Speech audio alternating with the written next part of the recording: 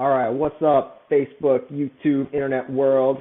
Today is week 5, week woo of the quarantine video log extravaganza. Today, so that makes it, it is fucking, what month is it? It is 4 months, 19 day, April 19th. So we're more than 2/3 of the way through 420. Official 420 is tomorrow. Today is bicycle day, but I think people probably should have refrained from riding their bikes too much today. Although I did go on a run this morning. That was fucking sweet. Did a mile in a little under 8 minutes. Not super fast, but it's not bad. I think I mentioned last week I was gonna do a little bit of running, and it feels good. It feels good. I think I'm gonna make this a regular part of my workout routine. I also picked up a dope kettlebell, adjustable kettlebell, up to 40 pounds. It's not like a ton of weight, but better than nothing, from my buddy Kyle. So thanks, bro. He could have sold that at a tremendous markup, but he gave it to me at a fair price. And he also gave me this dope book. I should have brought it here. It's a book on kanji, like Japanese kanji, but kanji is hanzi. So as somebody who's studying Chinese, that's pretty cool because they illustrate the characters and the radicals to show what it to help you remember what it represents. What else has been going on? Oh fuck. I'm supposed to do big picture, small picture. So all right, big picture first. America's cracking, guys. America is cracking. There's protests going on in some cities and in some states about the infringement on liberties, basically people protesting the lockdown. And I am somewhat sympathetic because some people are they're going to be fucking financially destitute from this. As businesses shut down, people lose their jobs. It's going to suck. And the government's trying to do what it can to provide relief to them, but it's not falling on everybody evenly. They're bailing out the rich and big corporations more than they're bailing out the little guy. But that's the way it works, right? That's America, and in a lot of ways, America is declining in its prestige worldwide as it kind of falls on its face dealing with this. But here in California, we haven't had too much of that. There's a protest in Huntington Beach, and I think the governor of California was talking about some kind of a northern, or not a northern, a Western alliance, some the Western states coming together to deal with the Rona in a organized, unified kind of way. Let me see if I can adjust this camera a little bit. Is that better? Yeah, that looks better. All right, nice. Boom. Oh, check that out. I'm perfectly framed with the map and everything. Sweet. Man, you guys, there's a clicking sound coming through these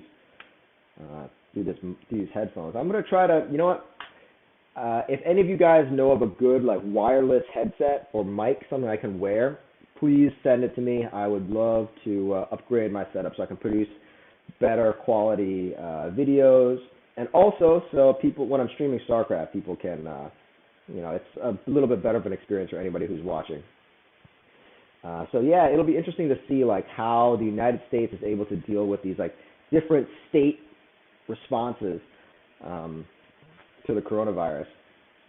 And by all indications, it looks like we might be in for a long one. Wuhan was locked down for 11 weeks. This is week number 5, and already we're starting to crack. So the less complete the lockdown is, and the less testing, contact tracing, etc. is available, the longer the lockdown is going to have to be, which sucks because, I want to rage so bad. Last night was a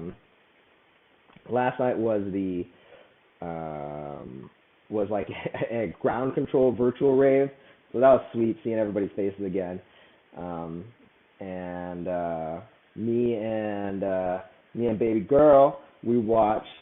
What movie did we watch yesterday? That was good. We watched The Farewell, which was a great movie. Great movie. A little close to home around this time. But yeah. Uh, oh, back to the big picture. I don't know if I mentioned last week, but the feds have been seizing inbound shipments of supplies that the states have acquired. So you've seen there's like crazy backdoor deals where like the governor of Massachusetts arranged for the Patriots private jet to uh, fly them supplies from China, like some crazy like heist type thing. Illinois, they're like not commandeering, but like arranging these backdoor deals too.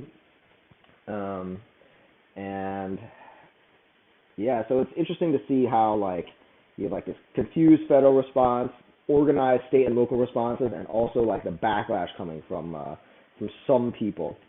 And since like the coronavirus is kind of stabilizing now, or at least like the uncertainty about like what this is fading as we kind of know better what we're dealing with. I'm starting to wonder like who's going to come out on top.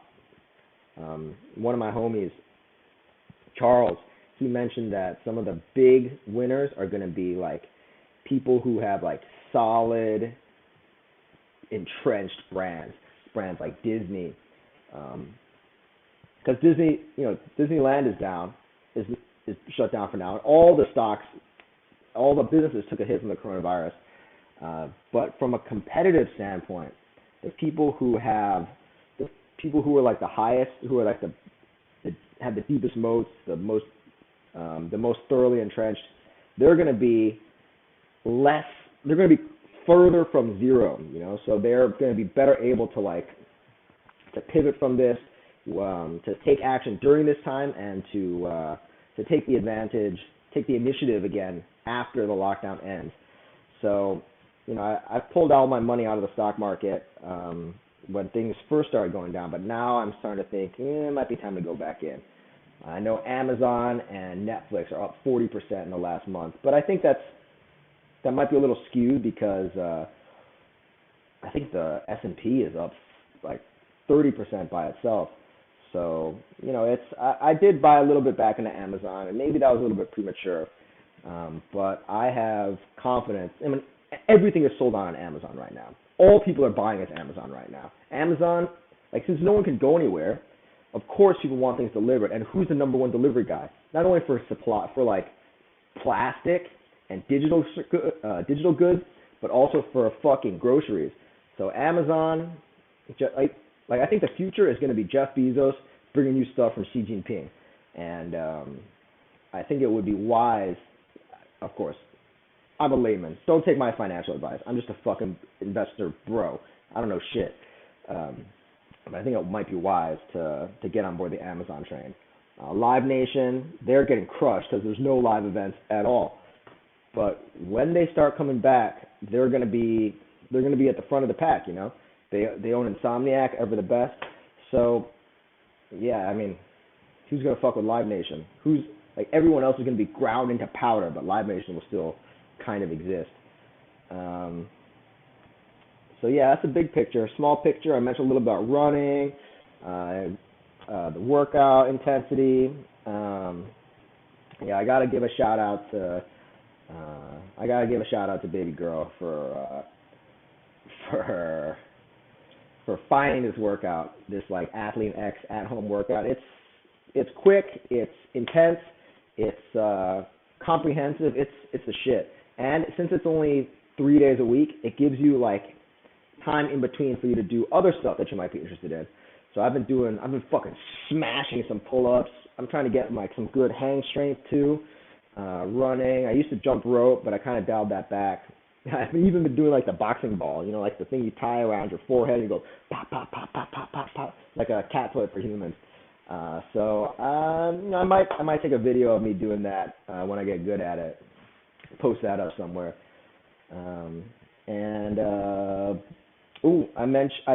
Last week I mentioned Empire of the Summer Moon, that book on the Comanches. Finished it. It was pretty good. Not like the greatest, but pretty good. It's a good book. And now I'm moving on to I started reading The Road, that's a Cormac McCarthy in that book. He's got a really unique writing style because he like kind of there's no quotation marks. There's minimal commas. Like the way he structures his sentences is unconventional, almost grammatically incorrect, but it's really interesting. And like the world he paints, even in just a few pages, he does such a good job describing like the bleakness of it and like the harshness of it. And they call it like one of the great American novels. And as I read it, the story of like rugged individualism and like it's like basically a frontier story. And of course, America has this deep frontier legacy, which has always been attractive to me, to be in the wannabe redneck that I am. And especially, I wonder if that might have something to do with like my early childhood growing up in Texas, from the ages of like 2 to 5. And people say you don't remember much from those times, but I think those times, I think you don't remember them because they're deeper than your memory. They're like way underneath your recall, down in your bones. So I think I've gotten a lot of that, a little bit of that like Texan, like a little bit of that Texan essence to me, even though I don't, obviously I haven't lived in Texas in the last 25, 26 years. So yeah, The Road, that's a pretty badass book. I'm also reading a book called From the Soil, 乡土中国. It's about the fundamental underpinnings of Chinese versus Western society. It's originally written for a Chinese audience to describe the West, and it's really interesting because what essentially they describe is I think I previously discussed the concept of Li, of ritual versus Fa versus law, and how the ritual describes like how you're supposed to act with regard to your relationships, like in all these like defined relationships, parent to child, husband to wife, lord to subject, friend to friend, and how there's like certain obligations, certain standards of behavior that are expected. And it sounds like a faraway Confucian Chinese kind of thing, but we certainly have that kind of idea here in the West too, versus in the law, which is basically how to punish transgressors against the law. And the other interesting thing they point out is the organization of, they describe the West as being like a system of haystacks, like a system of boxes, like straw boxes, where like a single piece of straw can exist in multiple different boxes, which are organizations, where and like you can enter or exit these organizations as you more or less freely. And when you go within these organizations, every organization has a certain set of rules and roles associated with every person. There's like a hierarchy that is defined for that organization, whereas and membership of an organization is clear. You're either in or you're not in. Whereas he describes Chinese society as being like the ripples that come out from like a stone thrown in the water.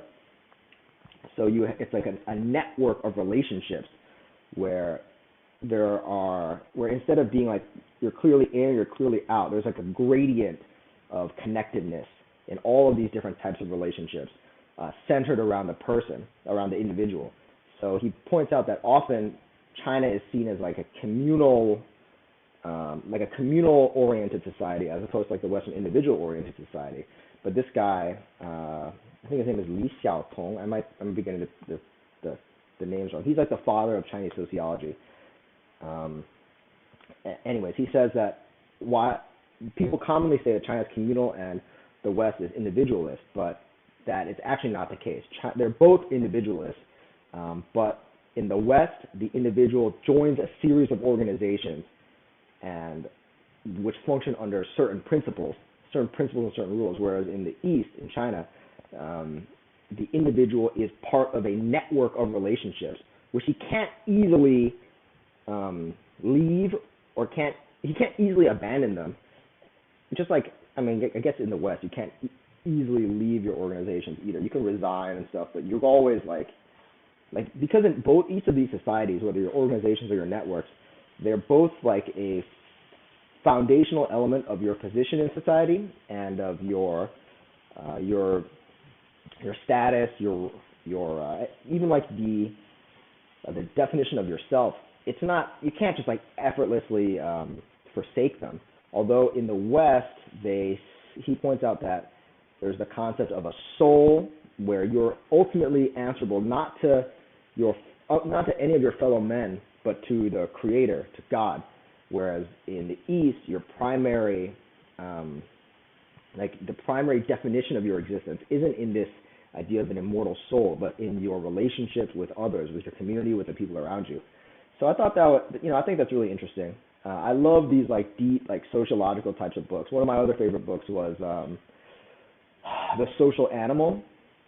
So yeah, sociology is fucking dope. It's fucking sexy. I heard a saying once. It's like sociology is just applied psychology.